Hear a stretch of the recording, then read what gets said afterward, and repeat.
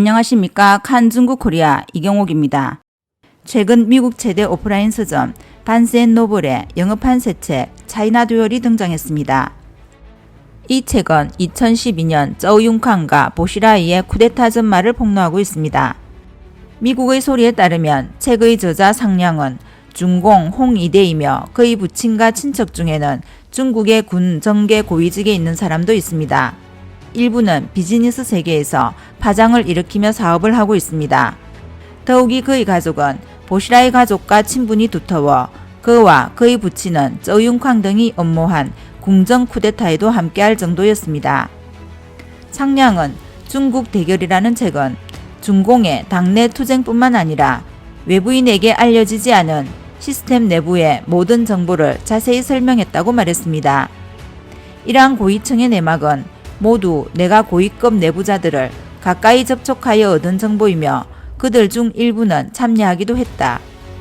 모두 실제 일어난 일이다 라고 강조했습니다. 2012년 3월 중공 내부에서 스릴 넘치는 쿠데타가 일어나 당시 총서기 후진타오가 직접 군대를 파견해 당시 정법위석이었던 저우융캉이 있던 정치법률위원회 청사를 포위했습니다. 책에 따르면 3월 19일 후진타오는 전화로 113사단을 베이징에 집결시켜 중공중앙위원회 정치법률위원회 청사를 포위하라고 명령했습니다. 기갑 제6사단은 상경하여 공안부, 무장경찰, 공안부 8국을 포위하였습니다. 동시에 저항하는 군사력을 무장해제시키고 항공병 제8연대는 양편 또는 양군이 서로 작전을 돕도록 채극 역할을 맡아 베이징시 상공의 제공권을 장악했습니다. 그날 밤 12시 55분 당시 중공중앙군사위원회 부주석 슈차이호우는 비밀 전화로 수도 수호 임무를 맡은 제38군 작전실의 명령을 받고 기다리고 있던 군단장 슈림핑, 정치부 주임과 정치위원 저우원펑, 이 군단 산하에 허베이 바오띵 주둔 제113사단, 육군 항공병 제8연대, 베이징 창핑 주둔 기갑 제6사단을 베이징으로 파견했습니다. 이 책에는 같은 시간대에 태자당 천이의 아들 천하오슈와 허창공의 아들 호광에는 정치법률위원회 건물에서 중난하이의 군대를 보내 쿠데타를 일으키도록 저우융캉을 설득했다고 기록했습니다. 저우는 당시 80만 명의 완전 무장 경찰을 장악하고 있었습니다. 그러나 너무 늦었습니다. 이미 군에 포위된 정법위 청사는 군대에 둘러싸여 있었고 헬기 소리도 어렴풋이 들렸습니다. 공안부도 중앙공안국, 방송국과 함께 포위됐다며 위급함을 정법위에 알렸습니다. 책에 따르면 후진타오의 대적이었던 천하오슈와 허광에는 당시 상무위원 중 한 명이었던 저우융캉의 도움으로 중난하이를 탈취할 계획이었습니다. 하지만 쿠데타 소식이 유출되자 후진타오는 내부 동향을 파악한 후 먼저 손을 쓰는 것이 낫다고 생각해 공격을 시작했습니다.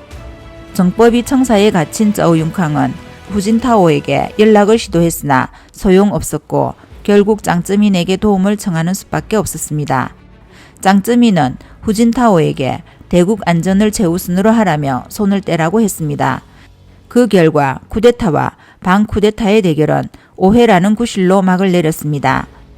2014년 저우융캉은 퇴임 낙마하여 친천교도소에 구금되었습니다. 이 책은 또한 천하오슈, 허광예와 보시라이가 쿠데타를 함께 계획한 맹우였지만 중간에 발생한 왕리찐 사건이 원래 계획을 망쳤다고 폭로했습니다. 2012년 2월 6일 당시 총칭공안국장이었던 왕리찐과 당시 총칭시 당위원회 서기였던 보시라이가 서로 등을 돌리고 왕리찐은 혼자 엄청난 양의 중공 내부 기밀을 가지고 청두에 있는 미국 영사관으로 도주했습니다. 그러자 보시라이는 70대의 경찰차를 동원해 미국 영사관을 포위했습니다. 3월 초 양해 기간에 보시라이는 세간의 이목을 끌고 자신을 변호하기 위해 격조 높게 등장하여 후진타오와 다수의 상무위원을 격분시켰습니다. 전국인민대표대회 폐막 하루 전날인 3월 13일 밤 후진타오는 정치국 상무위원 회의를 긴급 소집하여 보시라이 총칭시 당서기의 직위 해제를 논의했습니다.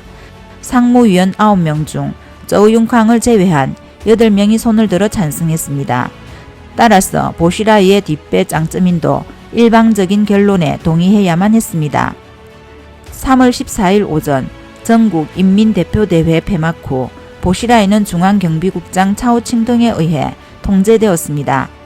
다음날 중공당국은 보시라이가 해임되었다고 발표했습니다.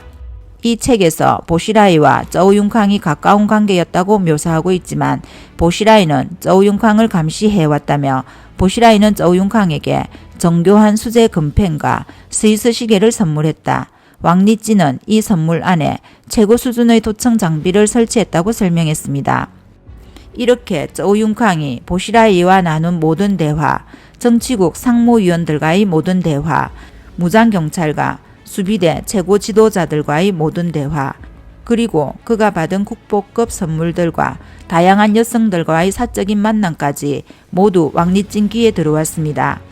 왕리찐은 이 정보를 보시라이에게 집중적으로 보고했고 오디오, 비디오, 텍스트를 포함한 전자 파일도 제작했습니다. 보시라이가 몰락한 후 천하오슈는 총칭에서의 그의 내부관계를 통해 이러한 파일을 확보했고 저우융캉이 위험을 감수하고 쿠데타에 동조하도록 부추겼습니다. 한편 천하오슈는 비서 리공따가 후진타오와 내통하는 것을 알지 못했기 때문에 후진타오는 천하오슈와 보시라이의 업무를 파악할 수 있었고 신속하게 군사력을 동원해 그들을 포위할 수 있었습니다. 중앙경호국 부국장이며 원자바오의 경호대장 리런터는 보시라이와 내통을 하고 있었으며 왕리찐 사건 이후 해직되었습니다. 총칭에서 천하오슈가 입수한 문서에 따르면 저우융캉과 보시라이는 권력 찬탈을 비밀리에 모의하여 저우융캉을 국가주석으로 보시라이를 총리 또는 부총리로 시진핑을 중앙총서기 겸 중앙군사위원회 주석으로 삼았다가 2년 후 시진핑은 물러나고 보시라이가 총서기직을 이어받기로 모의했습니다. 상량은 미국의 소리와의 인터뷰에서 책의 자세한 내용은 사실이라고 말했습니다. 113사단이 저우융캉 무장경찰과 대치하는 장면을 포함해 비록 그때 있었던 사람들을 구체적으로 밝힐 수는 없지만 모두 당시 그곳에 있던 사람들에게서 나왔다. 그들은 전투 참모일 수도 있고 경호원일 수도 있다. 나는 직접 겪은 사람이 아니라 이야기하는 사람이지만 양측을 다 접했다. 38군 쪽에서 디테일이 좀 더 많고 무장경찰 쪽에서도 잘 알고 있었다. 양쪽에서 일어난 일에 모두 부합한다는 것을 확인했다라고 말했습니다. 상량이 이야기를 폭로하기로 한 것은 중공, 붉은 집단 구성원도 시시각각 빠져나오기 어려운 곤욕이나 상황을 마주할 수 있다는 것을 밝히기 위해서라며 내가 말하고 싶은 것은 독재는 죽고 사는 것을 의미하고 개개인의 무덤이라고 강조했습니다. 상량은 보시라이 사건에서 자신과 부친이 주로 쿤밍에 주둔한 청두 군구 산하 14군단과 총칭에 주둔하는 제13군단을 포함하여 보시라이를 지지하는 여러 부대 간의 유대를 돕는 일에 관여했다고 밝혔습니다. 또한 쉬차이허우와 그보숑의 지시에 따라 원래 쉬차이허우가 이끌던 16군단과 그보숑 휘하의 21군단 간의 소통과 연결에 참여했었다고 전했습니다. 이번 영상은 여기까지입니다. 구독과 좋아요는 격려입니다. 공유는 나눔의 시작입니다. 감사합니다.